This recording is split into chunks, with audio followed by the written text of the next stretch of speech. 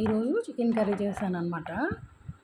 పావు KG chicken తీసుకొని శుభ్రంగా కడిగి దాంట్లో ఉప్పు, పసుపు, కారం, అల్లం వెల్లుల్లి పేస్ట్, కొంచెం గరం మసాలా, 2 స్పూన్స్ పెరుగు వేసానండి. ఎందుకంటే కొంచెం నీచు వాసన అలాంటిది ఏమైనా రాకుండా ఉంటుంది. ప్లస్ బాగా కుక్ అవుతుంది.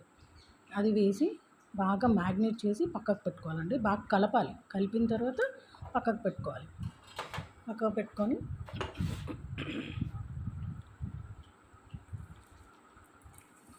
ఉల్లిపాయ, పచ్చిమిరపకాయ, కరివేపాకు చిన్న చిన్న ముక్కలుగా కోసుకొని అదొకటి పక్కన పెట్టుకోవాలండి.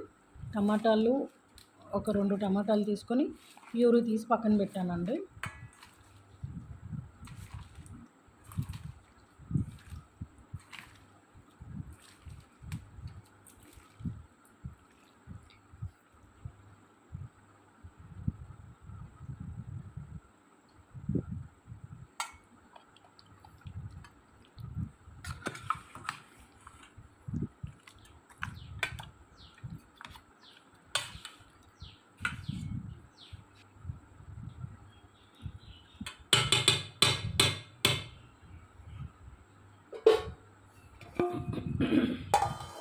ఇప్పుడు ఉల్లిపాయ, పచ్చిమిరపకాయ అన్నీ ఒక కుక్కర్లో వేయించానండి. శుభ్రంగా బాగా మెత్తగా అయిపోయింది.